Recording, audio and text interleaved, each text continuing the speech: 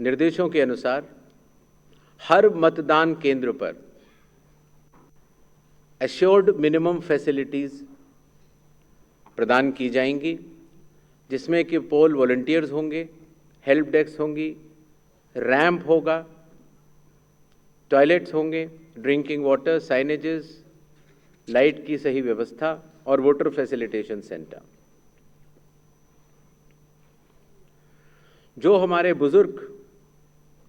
और दिव्यांग मतदाता हैं, उनकी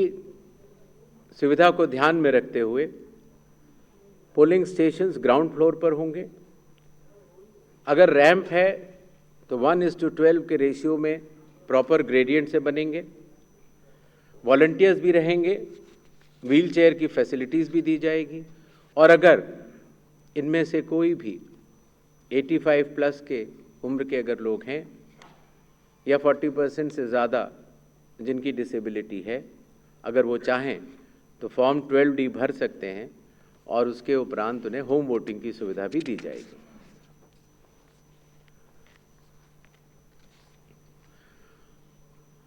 बिहार के दौरे पर चुनाव आयोग ने जिला मजिस्ट्रेट्स को, सुपरिंटेंडेंट्स ऑफ पुलिस को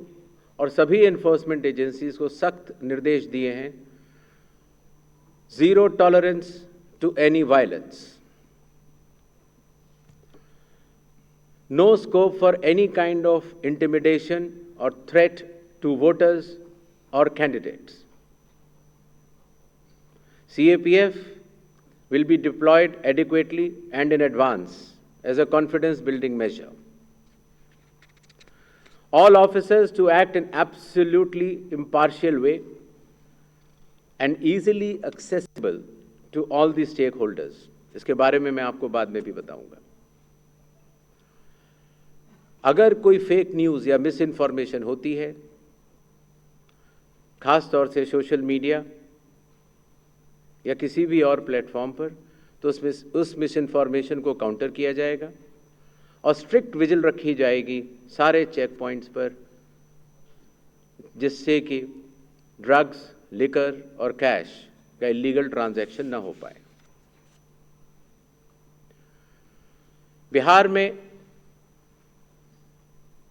बिहार के पूरी चुनाव का तंत्र है, उसके साथ मिलकर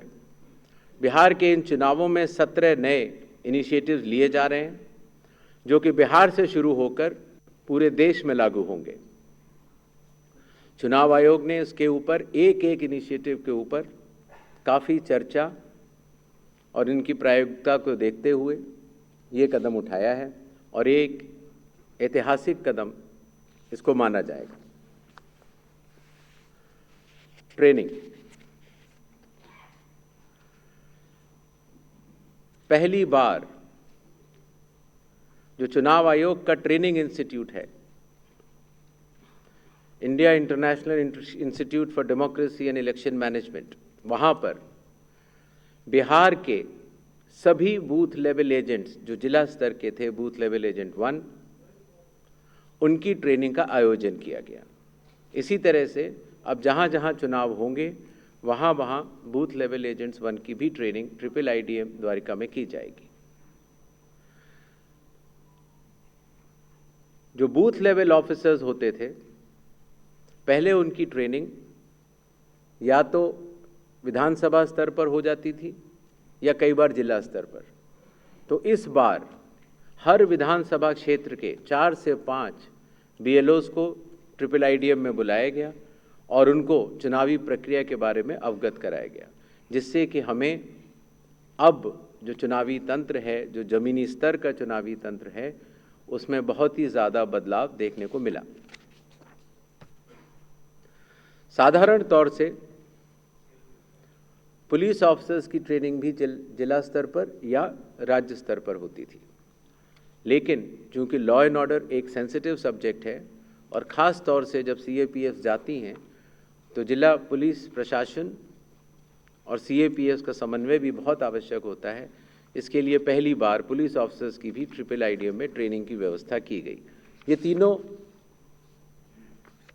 लॉजिस्टिक्स के हिसाब से और ट्रेनिंग के हिसाब से बहुत बड़े कदम रहे।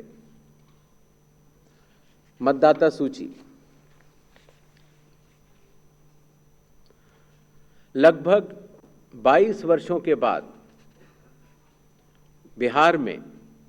मतदाता सूची के शुद्धिकरण का कार्य सफलतापूर्वक 30 सितंबर को संपन्न हुआ। लगभग सभी राजनीतिक दलों ने ये मांग की थी कि मतदाता सूची में काफ़ी त्रुटियां हैं और इसको मद्देनज़र रखते हुए ये कदम उठाया गया। हालांकि सोशल मीडिया पर इसके बारे में कुछ बढ़ चढ़कर कहा गया, लेकिन सत्यता ये है कि आज की तारीख में बिहार के 243 इलेक्टोरल रजिस्ट्रेशन ऑफिसर्स ने 90,000 बूथ लेवल ऑफिसर्स के साथ मिलकर 1.6 लाख बूथ लेवल एजेंट्स, जो कि 12 मान्यता प्राप्त राजनीतिक दलों ने नियुक्त किए थे, उनके साथ मिलकर इस सूची को शुद्ध करने का बहुत ही सराहनीय काम किया है और बिहार ने देश को ये राह दिखाई है। चूंकि विशेष गहन परीक्षण में काफ़ी मेहनत ज़मीनी स्तर के अधिकारियों को करनी पड़ी, तो जो रिन्यूमरेशन था, जो BLOs का था और जो बाकी अधिकारियों का था, उसको भी कई वर्षों के बाद बढ़ाया गया और ख़ास तौर से EROs और AEROs का ऑनरेरियम तो पहली बार दिया गया।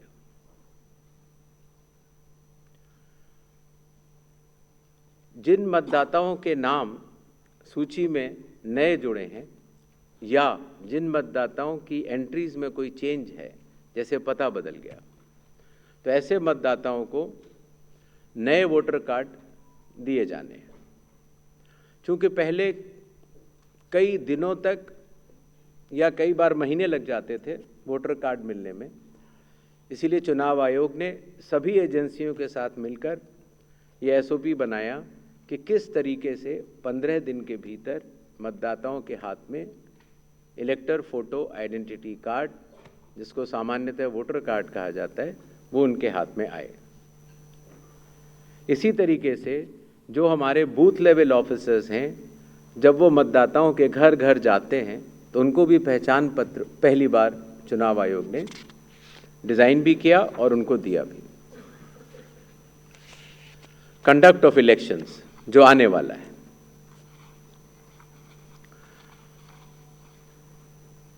देश की प्रगति को ध्यान में रखते हुए और ख़ास तौर से बिहार की प्रगति को ध्यान में रखते हुए लगभग काफ़ी मतदाताओं के पास मोबाइल होते हैं और उनको इस बात की समस्या रहती थी कि हम मोबाइल लेके अगर घर पर छोड़ के जाते हैं तो दिक्कत होती है और लेके जाते हैं तो हम कहाँ उसको रखें, क्योंकि मोबाइल फ़ोन पोलिंग स्टेशन के अंदर अलाउड नहीं है। इसलिए एक नई व्यवस्था बनाई गई जिससे कि पोलिंग स्टेशन के कमरे के ठीक बाहर कोई भी मतदाता अपना मोबाइल फ़ोन जमा करा सकता है, अंदर जाके अपना वोट डाल सकता है और बाहर आने के बाद अपना मोबाइल लेके घर जा सकता है। हर मतदाता को नॉमिनेशन का प्रोसेस खत्म होने के बाद एक वोटर इन्फॉर्मेशन स्लिप दी जाती है। वोटर इन्फॉर्मेशन स्लिप देने का लक्ष्य सिर्फ ये रहता है कि मतदाता को, क्योंकि कई बार बूथ बदल जाते हैं या कई बार मतदाता नए होते हैं, तो उनको वोटर स्लिप पर, इन्फॉर्मेशन स्लिप पर अपने बूथ का नाम और सारे डिटेल्स मिल जाते हैं। तो वोटर इन्फॉर्मेशन स्लिप पर बहुत ही छोटा चेंज करने के बाद मतदाताओं की सहूलियत बहुत बढ़ गई, क्योंकि उसमें उनका पोलिंग स्टेशन का नंबर, पोलिंग स्टेशन की जगह कोने में बड़े रूप में दिखा दी गई। पहले उनको पूरे में ढूंढना पड़ता था।